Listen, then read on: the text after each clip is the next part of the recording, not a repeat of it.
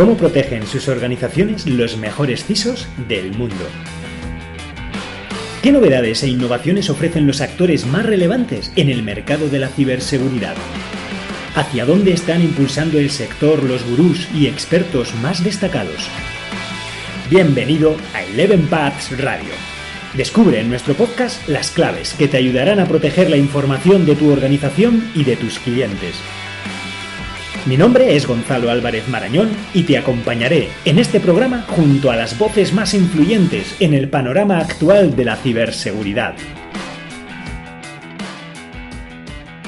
Usamos Internet para tantas cosas que hemos olvidado las comunicaciones vía radio, muy utilizadas por muchas organizaciones, entre ellas fuerzas de seguridad en todo el mundo. Y como puedes imaginar, la comunicación inalámbrica también presenta sus propias vulnerabilidades. Y para hablarnos de su seguridad, tenemos hoy en nuestro programa a David Marugán, consultor de seguridad, especialista en seguridad electrónica y radiocomunicaciones. Hola David, ¿qué tal? Buenas tardes, Gonzalo. Muchas gracias por estar aquí. Gracias a ti por aceptar esta invitación para esta conversación, David. Y, oye, este tema de la radio yo creo que está un poco olvidado, ¿no? Por eso me llama la atención cuando pues estaba viendo tu actividad profesional que ha estado como desde siempre muy ligada a la radiofrecuencia y a su seguridad. Pero cuéntanos, David, ¿cuál fue tu primera experiencia con una radio? Bueno, la primera experiencia con una radio se remonta a la noche de los tiempos, ¿no? Como se suele decir, pues precisamente sería pues hace unos 35 años aproximadamente. Y cuento siempre la anécdota de que, bueno, mi hermana tenía una cama que yo heredé luego, cuando me hice un poco más mayor, y siendo muy niño, la cama tenía una radio de AM incrustada o embebida, por llamarlo de una forma moderna, ¿no? En el cabecero, que en esa época, en los 70, pues estaba de moda, ¿no? Y bueno, mi hermana nunca la llegó a utilizar, pero yo una vez la conecté a 220 voltios, la encendí y por la noche me dedicaba pues por el dial, cuando la propagación en onda media, que era una radio de AM, de estas de una banda solo, pues cuando desaparece la capa de la ionosfera, que es como se dice técnicamente, ya hay propagación suficiente por la noche, pues escuchaba en ese dial que venían marcados diferentes países de aquella época, ¿no? Pues escuchaba conversaciones o programaciones en árabe, etcétera, y bueno, pues más o menos mi imaginación pues vagaba por ese mundo que para mí en aquel entonces pues era simple y llanamente magia, no había otra cosa. Y después, pues un poco más adelante, modificando algunos aparatos que había de consumo en la época, como por ejemplo podrían ser radiocassette de algunas marcas, por ejemplo, se podía incluso, curiosamente, escuchar a la policía de Madrid, de hecho, en cierta banda del dial. Estamos hablando de hace muchísimos años. Sí, sí. Y bueno, ¿y cómo diste el salto ya de la radio, vamos a decir, de usuario, el transistor que le llamábamos entonces, ¿te acuerdas? Sí. A lo que ya es pues una radio de radioaficionado. Pues poco después, a principios de los 80 aproximadamente, pues logré engañar entre comillas a mi padre para que me comprara un equipo de segunda mano de radioaficionado y empezar a hacer los primeros DX. DX, para que no lo conozca, son contactos a larga distancia, es decir, pues a probar, a experimentar, pues hacer contactos con Europa, con Latinoamérica, etcétera, y ya tener una estación de radio un poco más seria, experimentar, que es lo que hace un radioaficionado, experimentar con diferentes tipos de frecuencias, diferentes tipos de equipos, antenas, etcétera. Y estamos hablando de eso, pues de hace unos 30 años aproximadamente, que también, bueno, las condiciones técnicas han variado bastante desde entonces, las condiciones incluso atmosféricas o de ruido ambiental, etcétera. ¿Y cómo fue ya tu inicio en lo que es el mundo de la ciberseguridad y lo que es el hacking de radio, la seguridad de radio? Bueno, eso ya está más mezclado, por llamarlo de alguna forma, con la parte de informática. Yo empecé a hacer algunos pinitos y a estudiar en una academia de programación cuando tenía unos 11 o 12 años, y ahí ya digamos que empezamos a tocar la parte no de ciberseguridad, que en aquel tiempo no existía, ¿no? Sino con los discos de 5 y cuarto y más adelante con la época dorada de revistas y fanzines que había de hacking, IRC y toda estos medios de comunicación que teníamos en aquel entonces, pues un poco a interesarme por la parte de seguridad, ahora llamada ciberseguridad, y también aplicar estos conocimientos de alguna forma que estaba adquiriendo ya con la parte de informática, aplicarlos también, ¿por qué no?, a la parte de radio, que es luego me he desarrollado tanto a nivel personal como profesional también en la parte de seguridad electrónica y seguridad en radiocomunicaciones y en comunicaciones en general. Uh-huh. ¿Y quiénes dirías que fueron los primeros hackers de radio de la historia? Yo siempre cuento la historia, en alguna charla también la he contado, creo recordar, bueno, el primer hacker para mí de la historia es un tal Neville Maskelyne, bueno, que hizo un troleo, ¿no? Como se suele decir ahora. Básicamente en el 1903 Marconi en aquella época pues estaba intentando demostrar que sus transmisiones telegráficas inalámbricas, o sea, el Morse, por llamarlo de forma clara, la transmisión por Morse era como lo más seguro que había y era una patente que él quería obligar a pagar, ¿no? Una especie de licencia por transmitir en Morse, algo que hoy, por ejemplo, nos puede parecer absurdo. En aquella época era revolucionario, además tenía mucho peso, ¿no? Tenemos que hacernos una idea de que en aquella época, por ejemplo, las fuerzas navales, etcétera, tenían compañías telegráficas por cable, o sea, por cable submarino y por diferentes cables medios físicos, evidentemente, pero no Ujú. inalámbricos, no por el aire. Entonces, lo que hizo fue una demo, lo que ahora llamaríamos en informática o en ciberseguridad una POC, una demo, Una en la prueba de que concepto, ¿no? sí, una prueba de concepto que hizo reuniendo a la florinata de la sociedad británica en la Real Institución de Gran Bretaña en Londres. Y ahí lo que tenía que hacer era de que Cornualles, que estaba a unos 500 kilómetros desde la bahía de Polbu, pues quería hacer una transmisión en Morse y su ayudante, su mano derecha a nivel técnico, que era un prestigioso científico, un ingeniero que se llamaba Ambrose Fleming, pues tenía que recibir allí las señales y demostrar ante el público, a este público tan importante, ¿no? que el Morse funcionaba, que el invento de Marconi era muy seguro y muy bueno.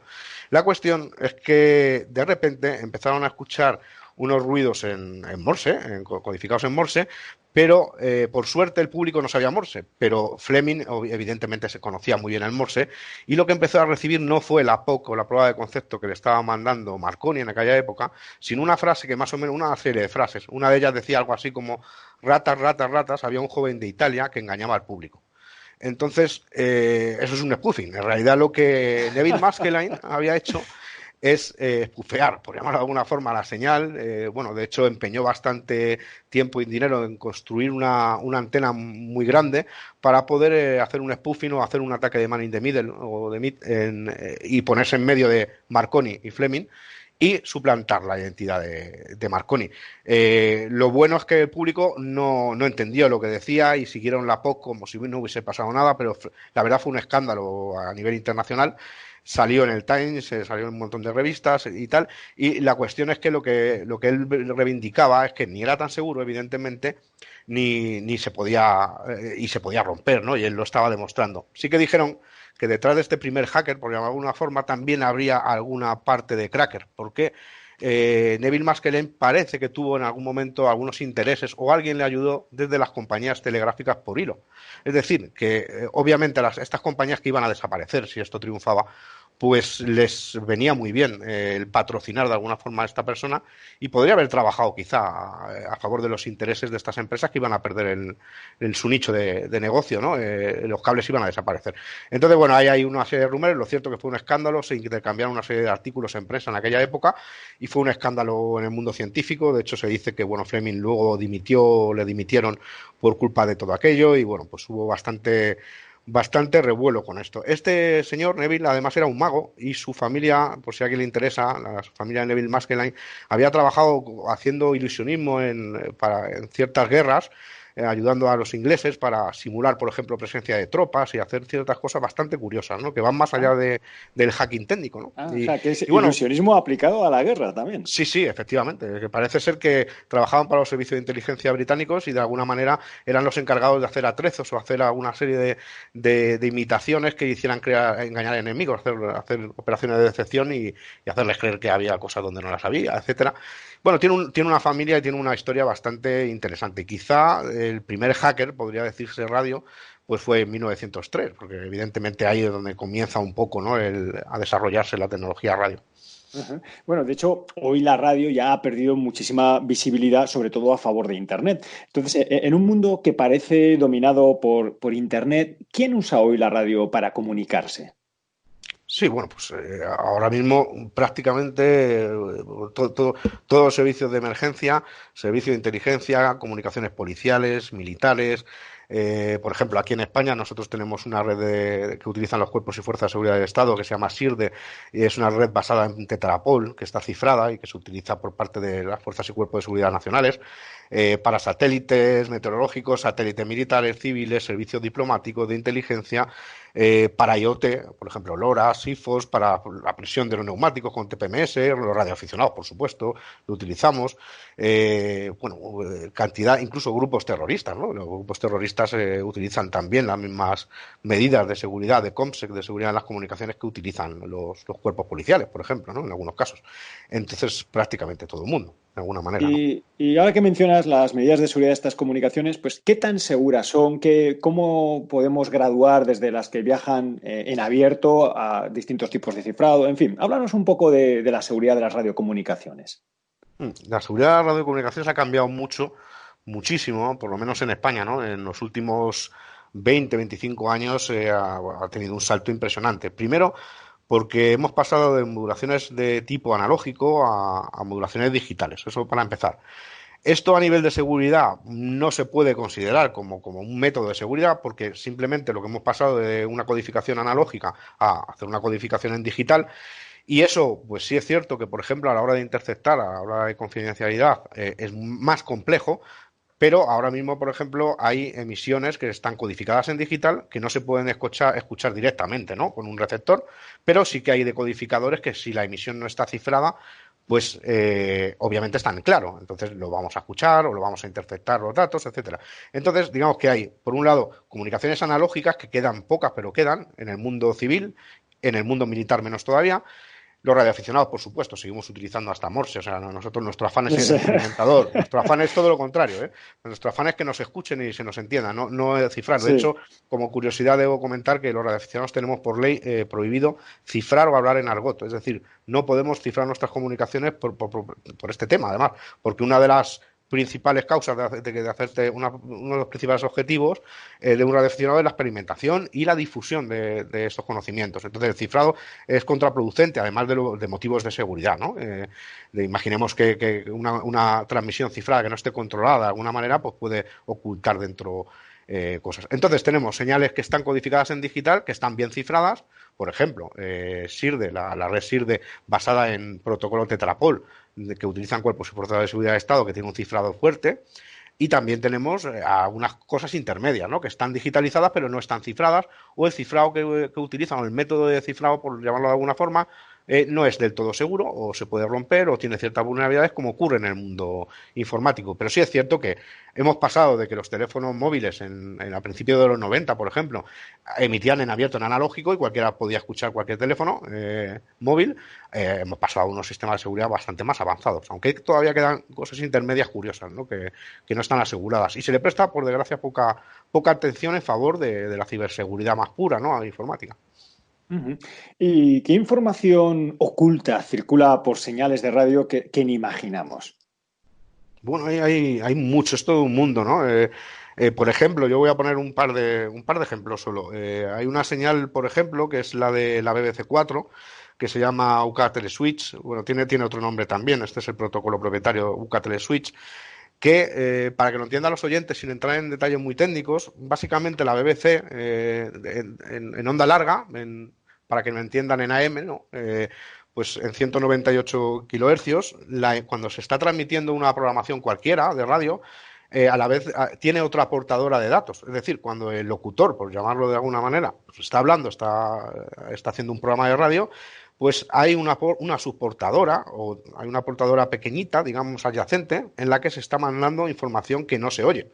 Es una información que en este caso, por ejemplo, hay la versión real, ¿no? de lo que manda la información, es una especie de timestamp que lo que está haciendo es operar con una serie de contadores de energía que están por el Reino Unido y que se utiliza para activar o desactivar tarificaciones, por ejemplo, de ahorro energético, etcétera, para calefacciones y todo esto. También había otra versión, y es que curiosamente este es el tipo de frecuencia en el que se suele operar en submarinos.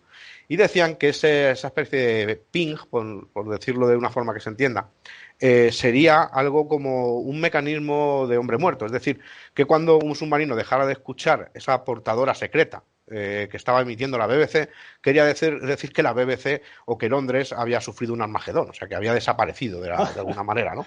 Esto obviamente es mucho menos creíble. Lo que sí que es cierto es que es un protocolo que se utiliza, es una portadora oculta que transmite información oculta, pero para un uso mucho más corriente, ¿no? Que es el tema de IoT, ¿no? De control claro. de termostatos, etcétera. Pero el oyente que está escuchando esta transmisión no sospecha para nada. Para llegar a esta conclusión habría que hacer un análisis de la señal para analizar la señal y ver qué lleva dentro esa subportadora. Por ejemplo, la Armada rusa tiene otra señal que se llama técnicamente CIS 3650, que es una señal modulada en FSK, es un sistema síncrono, etcétera, que lo que hace, para entendernos, es mandar un mensaje que está cifrado o que está codificado, mejor dicho, y luego aprovechando otro tono, es una señal que tiene dos estados o dos canales, para que se entienda. En uno de los canales es el canal visible y hay otro canal que se utiliza de forma ofuscada para mandar Morse cifrado, ¿vale? O sea, es como si estuviéramos metiendo un canal secreto dentro de un canal que va en claro, para que los oyentes lo entiendan, y que para llegar a esa conclusión también, obviamente, hay que hacer un análisis de esa señal para llegar a unas conclusiones que es un análisis técnico bastante complejo para alguien que no esté iniciado en este tema, pero en el que se llega incluso a determinar el indicativo y cierta información de metadatos de esta señal, que aunque va cifrado, sí nos permite saber que está ocultando alguna información sobre otra, ¿no? Y cuando alguien desea iniciarse en el mundo del hacking de radio, y aquí yo quiero subrayar que cuando hablamos de hacking de radio no estamos hablando de atacar comunicaciones, nada parecido, ¿no? Es la imagen del hacker, de la persona que quiere comprender este funcionamiento de la radio, experimentar con ello. Entonces, este que quiere iniciarse en el hacking de radio, ¿qué herramientas necesita? Pues básicamente una radio, ¿no? Es lo que yo digo y puede parecer raro, pero es Sí, que un poco de perogrullo, ¿no? Sí, pero fíjate que ahora con los SDR, las radios definidas por software, que son muy baratas y que ya en 2012 aparecieron a unos precios irrisorios y que todo el mundo que es más novel en este tema, pues es por lo que empieza. Curiosamente no es la mejor manera de empezar. La mejor manera de empezar es tener una radio analógica. Yo siempre digo que los oyentes hagan la prueba esta noche, por ejemplo, cojan la radio del abuelo, como se suele decir, una radio que de AM de estas antiguas, que tenga por ahí por casa, o moderna que tenga AM, y cuando caiga la noche se ponga a sintonizar por el principio del dial, que aparecerá como 530 KHZ, kilohercios, entre 530 y 560 kilohercios más o menos, y va a empezar a escuchar en algunos puntos, como 549 aproximadamente tal, conversaciones de radio, conversaciones en árabe, ¿no? Programación en árabe, seguramente, porque es Argelia.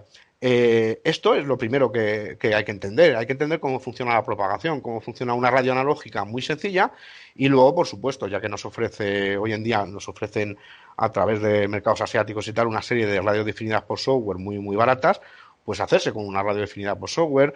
Empezar por la radio es simplemente, no tanto las herramientas, sino tener claro qué quieres hacer, preguntar, leer mucho, experimentar con las cosas más sencillas al principio y luego si tienes dudas, pues por supuesto referirte a cualquier asociación de radioaficionados como la URE, la Unión de Radioaficionados Españoles, o cualquier otra asociación de radioaficionados o persona que tú conozcas, que tenga conocimientos suficientes para introducirte, ¿no? Que van a estar encantados de ayudarte y empezar con cosas muy sencillitas y a comprender cómo funciona, qué es la modulación AM, qué es FM, cómo funciona la propagación, de sus curiosidades, ¿no? Y luego ir poco a poco, no empezar por, yo conozco, lo digo siempre, ¿no? Conozco gente que es capaz de decodificar una emisión digital de Tetra y no es capaz de sintonizar los 40 principales en una red analógica, es una cosa curiosa, ¿no? Pero es que es empezar el edificio por el tejado, ¿no? Entonces y leer mucho, sobre todo leer mucho, es lo que recomiendo. Y entrando ya más en materia, ¿podrías explicar qué es el COMINT y el SIGINT? Sí, de manera muy, muy resumida y porque tiene mucho que ver con lo que hemos estado hablando antes de la señal CIS 3650 y de todo esto. El COMINT es parte del SIGINT. El SIGINT es la inteligencia de señales aplicada al ámbito militar, pues sería la forma en la que tenemos de adquirir señales y convertirlas en un producto de inteligencia, ¿no? Imaginemos, por ejemplo, la señal que estamos comentando de una señal militar rusa o cualquier otro tipo de señal en la que hay un analista que lo que hace es estudiar la señal a bajo nivel, como haría, por ejemplo, un biólogo con un microscopio y determinar qué tipo de información podría llevar, quién puede ser el origen, a quién puede ser el destino, si está asociado a algún evento y fabricar algún producto, ¿no? de inteligencia. Los analistas del ejército, por ejemplo, se dedican a este tipo de cosas. El comming es la parte del SIGINT que se utiliza para conversaciones humanas. El SIGINT, por ejemplo, incluiría el análisis de un radar sobre el horizonte de un país hostil, por ejemplo. Utilizan señales de cualquier tipo, no solo de comunicación humana, y la parte del comming ya se trata de interceptar comunicaciones humanas e intentar extraer metadatos y un producto de inteligencia. No siempre el contenido, porque realmente en este caso que yo os había explicado de la Armada rusa, yo no conozco, está cifrado, yo no conozco realmente lo que dicen, pero bueno, sí se puede decir este tipo de señal, se puede utilizar para esto, puede que el origen sea este, el destino sea este y esté vinculado con este tipo de sistemas que se utilizan para mandar mensajes en este tipo de eventos, ¿no? Que al final el decisor en inteligencia es lo que quiere saber. Más o menos es esto. Obviamente es un área muy vasta, ¿no? Que para poder conocerla en profundidad pues se necesitan conocimientos, pero que a veces pasa desapercibido también en favor del OSINT, que está más de moda en Internet, etcétera, pero es una parte de inteligencia importantísima, ¿no? Dentro de todas las disciplinas que existen. Y relacionado con este tema, ¿nos podrías explicar qué son las estaciones de números? Pues sí, básicamente yo he hablado muchas veces de estas estaciones porque son curiosas para el neófito. Normalmente no suele conocer qué es una estación de números. Estaciones de números básicamente son estaciones, son emisiones normalmente en onda corta. En general se transmiten a través de voz, pero también a través de sistemas de datos, utilizando una secuencia de números, de palabras, de letras, utilizando alfabeto fonético tipo OTAN o tipo ruso, etcétera, en el que pues voces masculinas, infantiles, femeninas, etcétera, pues transmiten un mensaje que se desconoce, ¿no?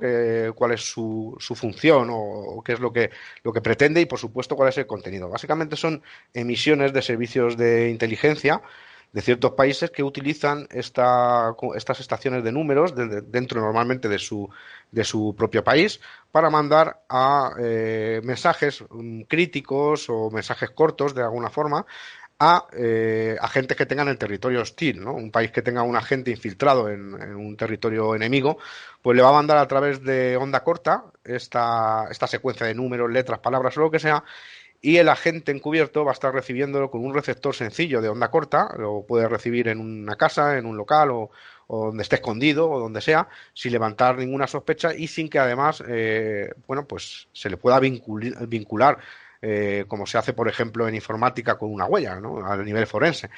Es decir, que proporciona anonimato y cifrado. Y de hecho, normalmente el cifrado que se utiliza es OTP, el One Time Path, es un cifrado basado en Bernam, en el que es matemáticamente imposible de romper.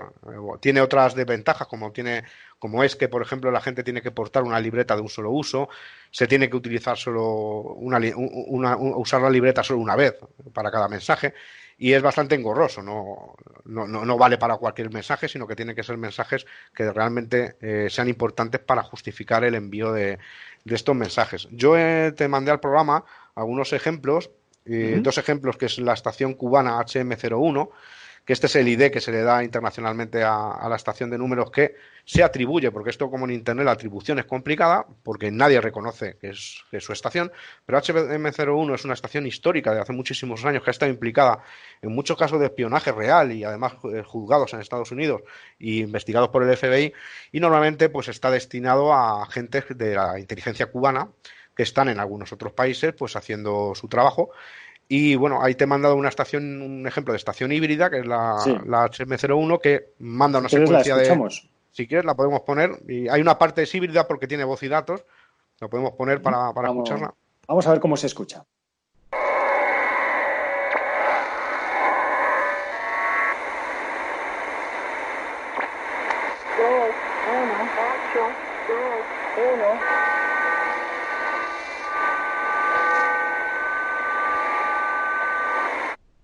Muy bien, ¿puedes explicarnos a los oyentes qué es lo que hemos estado escuchando, David?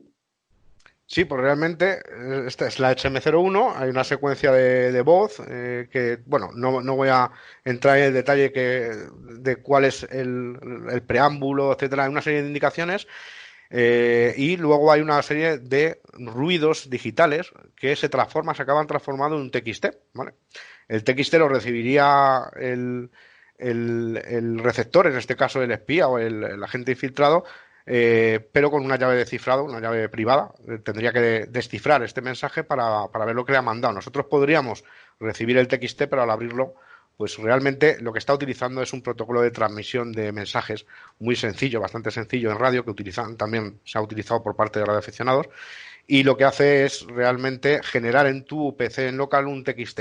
Además de las voces que dan otro tipo de mensajes como secuencia, número de agente y bueno, una serie de cuestiones técnicas para que la gente que lo reciba sepa con qué llave descifrar y a quién va dirigido, pues aparte de eso podría recibir las instrucciones a través de un software de decodificación. Existe un software que puede decodificar esta señal.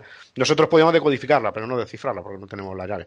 Y hay otra señal que te envié que es muy curiosa porque es la única señal de una estación de números en el que el acento es totalmente español de España, o sea, no es un español de Latinoamérica, cubano, como HM01, sino que en esta estación lo que se escucha es una persona que está hablando en español de España, ¿vale? Y es curioso porque solo se ha captado una vez.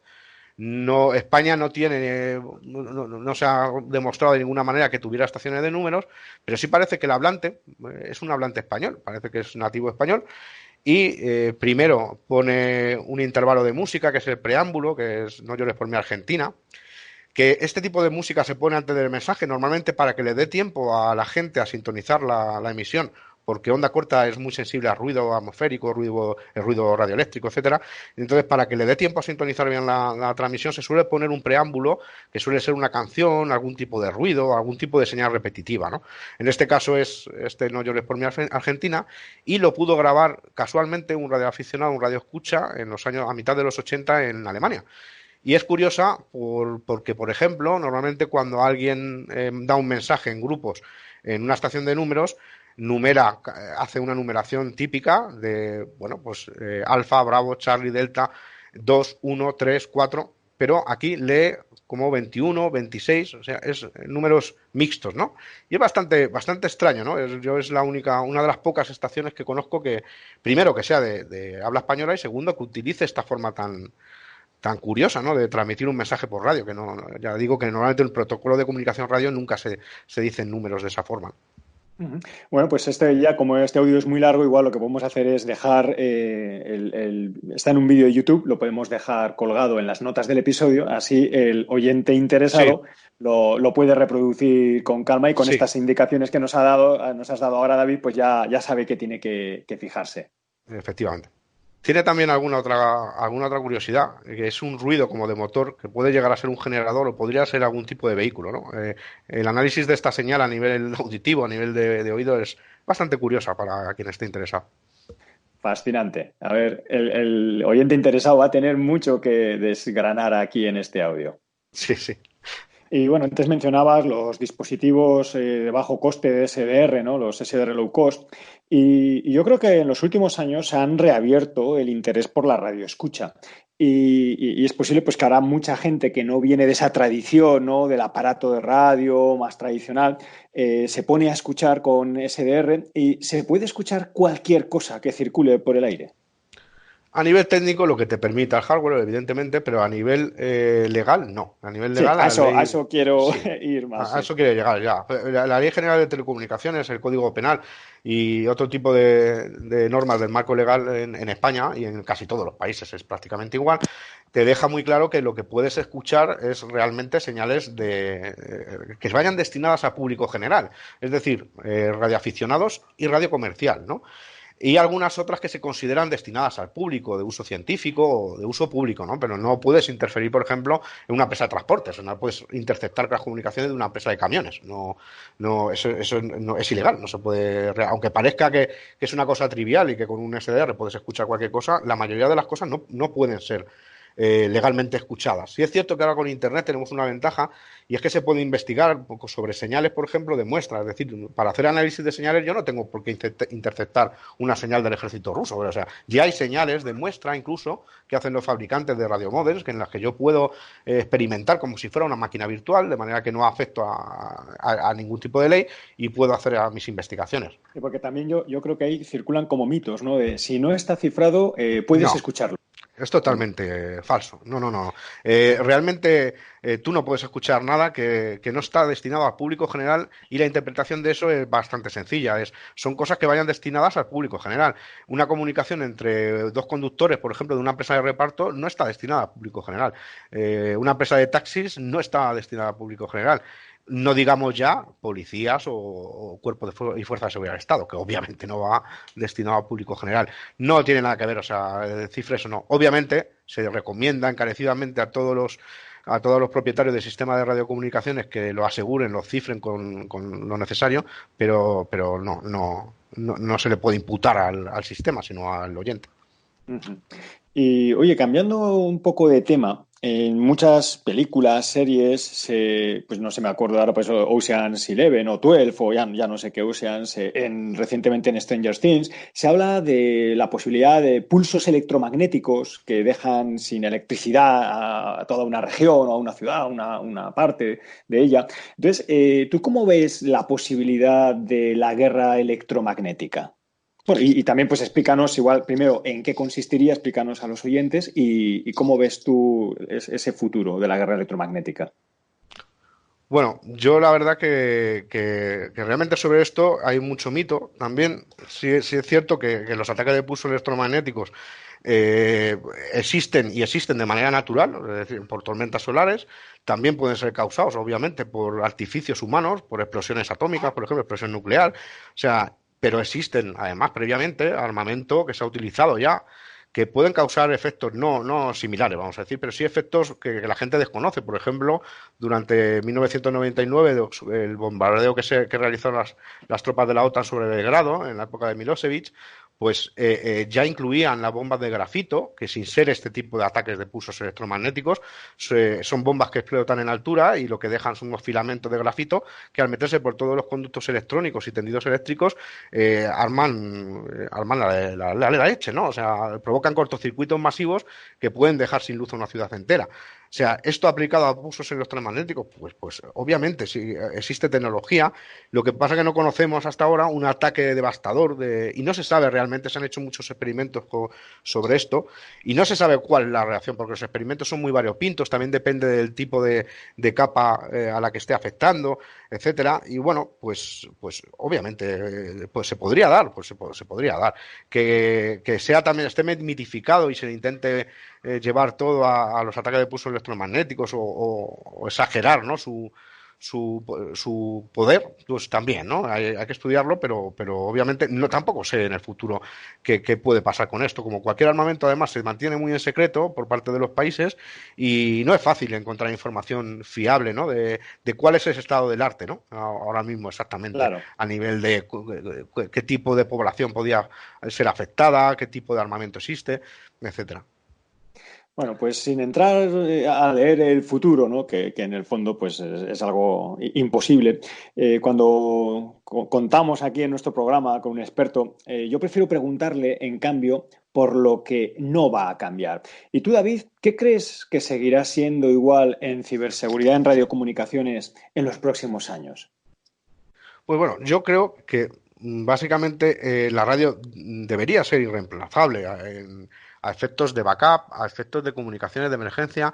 La radio la tenemos que tener muy presente. Lo que no va a cambiar es que los cuerpos y fuerzas de seguridad del Estado tendrán que seguir de alguna manera utilizando radio.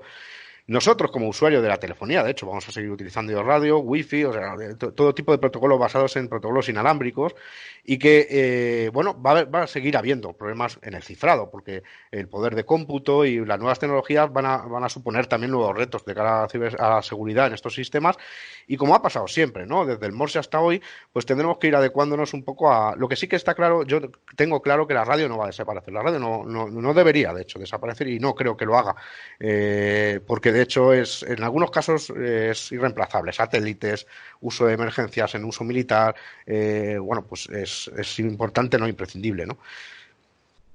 Uh-huh. Y ya para terminar, David, ¿qué es lo que más te preocupa a ti como usuario, como ciudadano en ciberseguridad? Pues realmente a mí me preocupa, yo lo resumiría un poco en la pérdida de libertad de elección, aparte de la privacidad, que bueno, ya está en entredicho desde hace años, pero es la pérdida de libertad de elección, ¿no? De que todo sea IP. Es decir, yo siempre digo una frase que digo, el día que no podamos comprar una tostadora que no se conecte a Internet, habremos perdido todo, ¿no? O sea, el poder de elección, el que yo no quiero conectar una tostadora a Internet. O sea, al final el mercado nos va a llevar a hacer cosas un poco incongruentes, ¿no?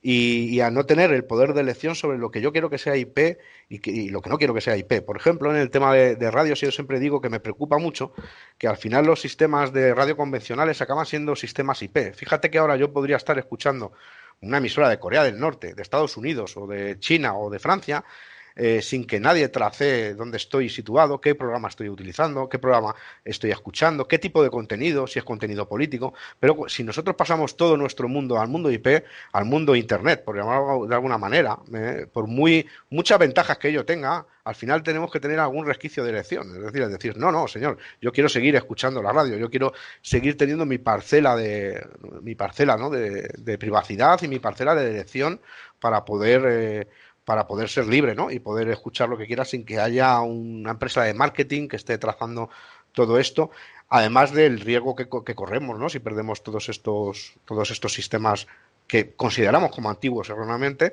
a la hora de que haya alguna emergencia, ¿no? Y tengamos que volver a la edad de piedra, ¿no? Que Sí. lo sabemos. Bueno, pues muchísimas gracias, David, por habernos abierto los ojos sobre este mundo que para la mayoría de la gente está muy oculto, pero sigue muy vivo, muy presente y, como bien dices, pues ojalá que siga así por muchos años. Ok, pues nada, pues muchas gracias a vosotros por haber contado conmigo para el programa. Y a ti, oyente, que nos has estado escuchando, también muchas gracias por tu atención. Y te animamos a que sigas descubriendo nuevas pistas sobre cómo proteger tus activos más valiosos aquí en nuestro podcast Eleven Paths Radio y en todos los recursos gratuitos de nuestra página web. Hasta el próximo episodio.